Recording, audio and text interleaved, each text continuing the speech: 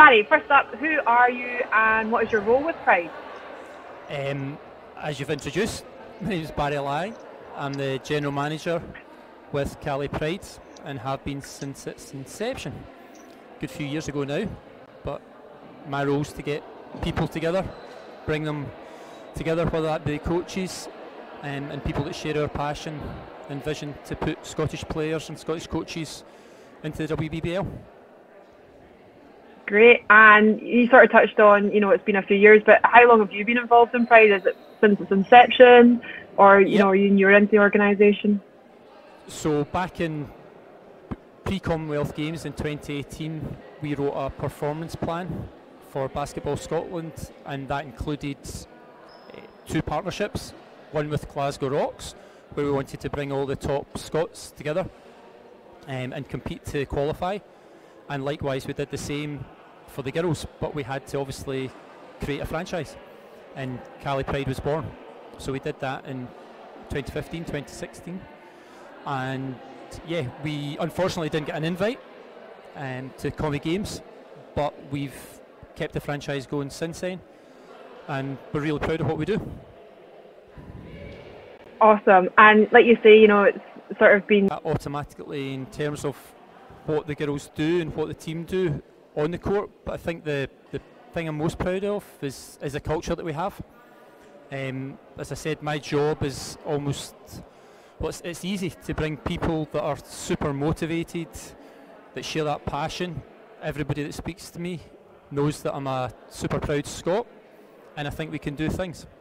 I think we've got a great opportunity with Pride, so I think all the off-court stuff, our culture is probably the biggest thing that makes me most proud.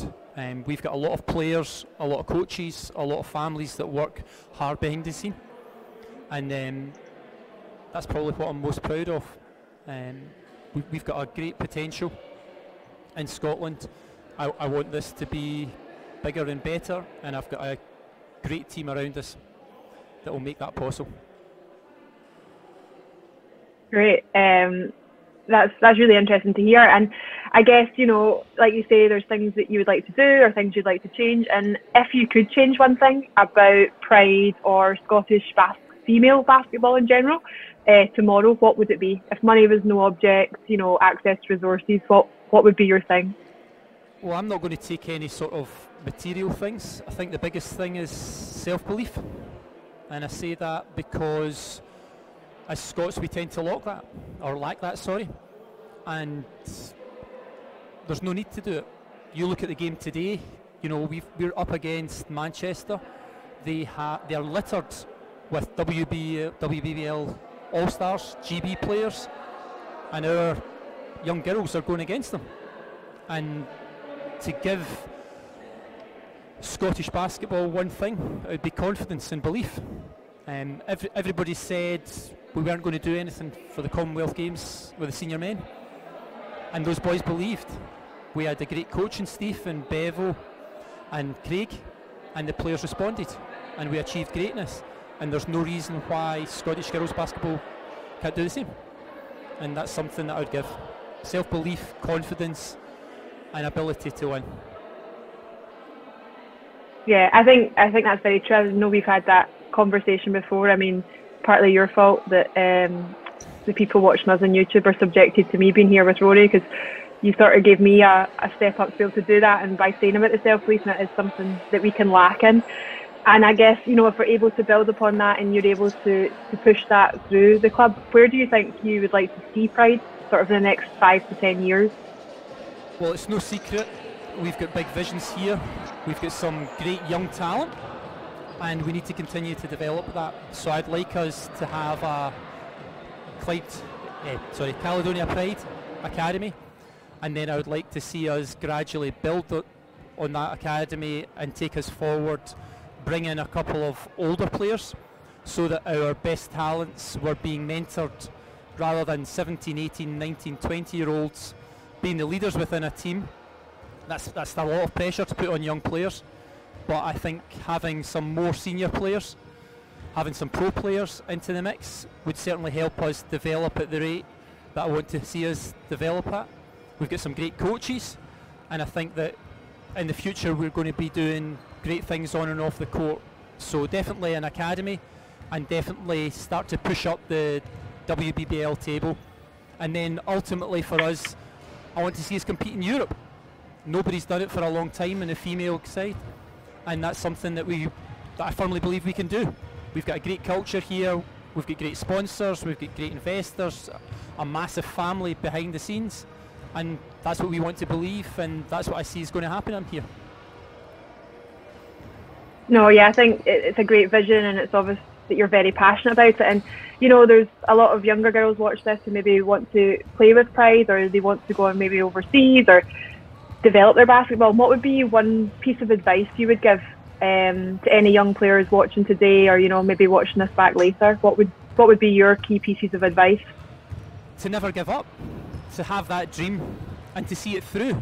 I think one of the things, whilst we lack in confidence as Scots, I think we're extremely resilient, and no matter what your dream is on the basketball court, I'd say to you, realise it.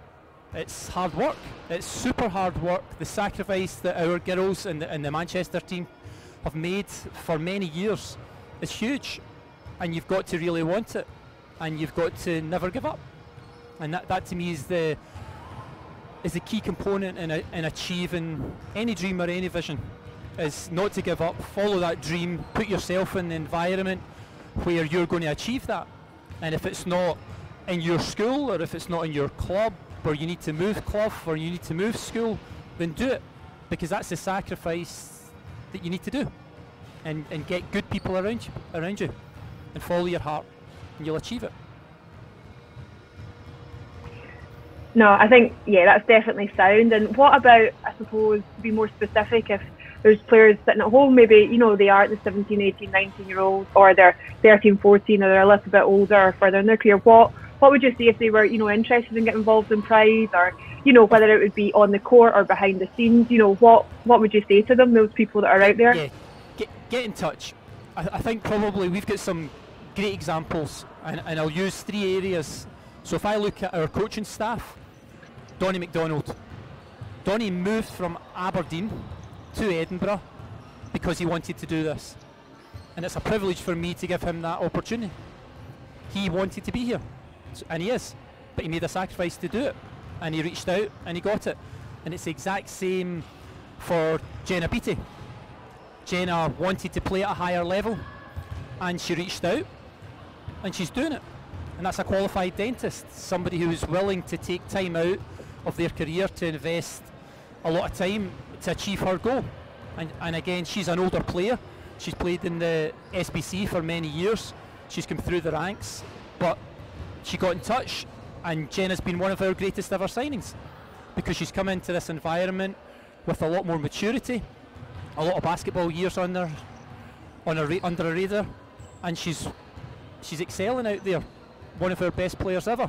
She's a great teammate. She's got a lot of experience for our younger players, but both of those individuals, they reached out. If you want it, grab it, and it's taking ownership of your own future. And it's the same with some of the younger girls that we've got in the ranks. They wanted to be here, they got in touch, and they're now on the floor. And to me, no one's going to come chapping. Your door will stay closed. You go outside, obviously not during the pandemic, but you go and get it. If you want it, reach out to the right people, whether it's the coaching staff, whether it's the players, whether it's myself. Do it. Don't let excuses get in the way. There are no excuses. If you want to be here, get here. Reach out, speak to us, and we'll be glad and happy to speak to you.